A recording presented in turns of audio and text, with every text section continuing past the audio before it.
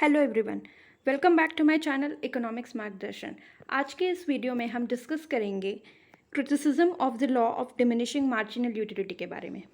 ठीक है, देखो law of diminishing marginal utility में हम लोगों ने पढ़ा कि जैसे ही हम किसी कमोडिटी को कंटिन्यूअसली कंज्यूम करेंगे तो उससे मिलने वाला सेटिस्फैक्शन घटता चला जाएगा। ठीक है, और क्लासिकल इकोनॉमिस्ट ने उसके कुछ एजम्पशंस दिए कि लॉ ऑफ डीएमयू कुछ एजम्पशंस पे बेस्ड है, जैसे कि rationality, homogeneity, continuity, no change in income, no change in fashion, marginal utility of money will remain constant, है ना। लेकिन कुछ मॉडर्न इकोनॉमिस्ट्स ने इस बात को क्रिटिसाइज किया, ठीक है, कि ये जो एजम्पशंस दिए गए, ठीक है, वो हर जगह एप्लीकेबल नहीं होते हैं, या रियलिटी में जो एजम्पशंस हैं वो एप्लीकेबल नहीं होते हैं। ठीक है, तो उसको कहा गया क्रिटिसिज्म। अब देखते हैं कि किस किस किस पॉइंट्स के बेसिस पे लॉ को क्रिटिसाइज किया गया। ठीक है, तो फर्स्ट पॉइंट था अनरियलिस्टिक एजम्पशंस।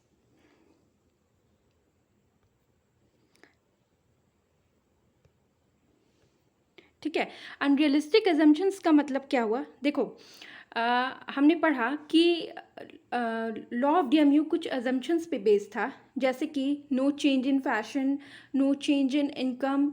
ठीक है, लेकिन रियलिटी में ऐसा नहीं होता है।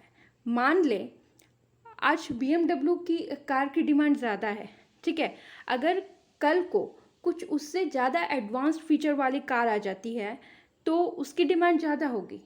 ठीक है, लोग उसको ज़्यादा पसंद करेंगे। तो ज़रूरी नहीं है कि आज जो लोगों को पसंद है, आज जो कंज्यूमर को पसंद है, कल भी वही पसंद हो।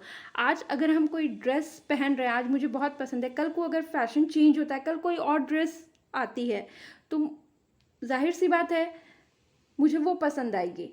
आज मेरी इनकम 10,000 है तो हमेशा मेरी इनकम 10,000 तो नहीं हो सकती है ना। ठीक है, तो इस पॉइंट्स के बेसिस पे मॉडर्न इकोनॉमिस्ट ने लॉ ऑफ डीएमयू को क्रिटिसाइज किया कि वो अनरियलिस्टिक एजम्पशंस पे बेस्ड थे। ठीक है, सेकंड है measurement of utility is not possible. देखो ये बहुत इंपॉर्टेंट पॉइंट है। कार्डिनल इकोनॉमिस्ट्स ने ये बताया कि हम लोग यूटिलिटी को मेज़र कर सकते हैं इन न्यूमेरिकल टर्म्स। ठीक है, जैसे हम लोग हाइट या वेट को मेज़र कर सकते हैं, वैसे ही हम लोग यूटिलिटी को मेज़र कर सकते हैं। लेकिन मॉडर्न इकोनॉमिस्ट ने बोला कि हम लोग यूटिलिटी को मेज़र नहीं कर सकते हैं। ठीक है, इस ग्राउंड पे उसको क्रिटिसाइज़ किया, क्योंकि देखो यूटिलिटी प्योरली एक साइकोलॉजिकल फेनोमेना है। ठीक है, हम उसको ऐड या सब्ट्रैक्ट नहीं कर सकते हैं। अगर हम किसी प्रोडक्ट को कंज्यूम कर रहे हैं, हम पानी पी रहे हैं या खाना खा रहे हैं, तो हम ये नहीं बता सकते हैं कि मुझे उससे 20 यूटिल सेटिस्फैक्शन मिल रहा है या 50 यूटिल सेटिस्फैक्शन मिल रहा है। यूटिलिटी एक फीलिंग है, ठीक है, इसलिए उसको मेज़र नहीं किया जा सकता है। थर्ड है marginal utility of money does not remain constant. Third point था कि यूटिलिटी में कार्डिनल इकोनॉमिस्ट ने यह बताया कि यूटिलिटी बेस्ड है एजम्पशन पे, जो कि है मार्जिनल यूटिलिटी ऑफ मनी हमेशा कांस्टेंट रहेगी। ठीक है, लेकिन इसको इस बेसिस पे क्रिटिसाइज़ किया गया क्योंकि मार्जिनल यूटिलिटी ऑफ मनी हमेशा कांस्टेंट नहीं रह सकती है। ठीक है, मनी की मार्जिनल यूटिलिटी डिफर करती है फ्रॉम पर्सन टू पर्सन और जैसे ही इनकम चेंज होगी तो उसका effect marginal utility of money पे भी पड़ेगा। ठीक है, पुअर के लिए मार्जिनल यूटिलिटी ऑफ मनी कुछ और होगी, रिच के लिए मार्जिनल यूटिलिटी ऑफ मनी कुछ और होगी। ठीक है, हमारे पास जैसे पैसे का स्टॉक कम होगा तो हमारी मार्जिनल यूटिलिटी ऑफ मनी बढ़ जाएगी। ठीक है, तो इस वजह से इसको क्रिटिसाइज किया गया। फोर्थ पॉइंट है utility is not always independent.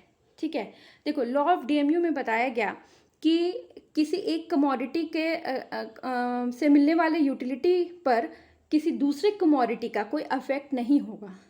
लेकिन इन रियलिटी ये पॉसिबल नहीं है, ठीक है, क्योंकि यूटिलिटी एक प्रोडक्ट की यूटिलिटी पे हर प्रोडक्ट की यूटिलिटी पे दूसरे प्रोडक्ट का इफेक्ट होता है, ठीक है। तो कभी भी ये पॉसिबल नहीं है कि मार्जिन यूटिलिटी इंडिपेंडेंट, किसी प्रोडक्ट की यूटिलिटी इंडिपेंडेंट हो। Okay, fifth point is indivisible and bulky goods.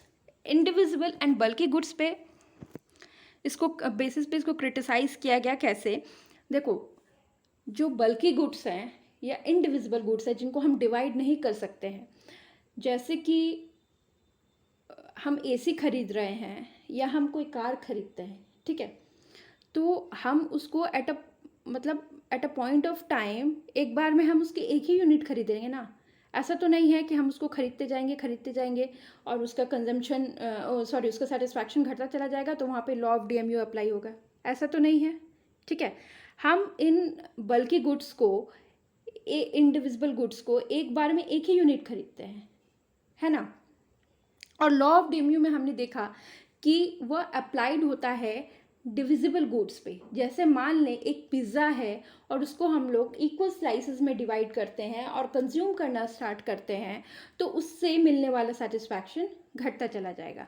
इसलिए इनडिविजिबल एंड बल्की गुड्स के केस में यह लॉ अप्लाई नहीं होगा, ठीक है।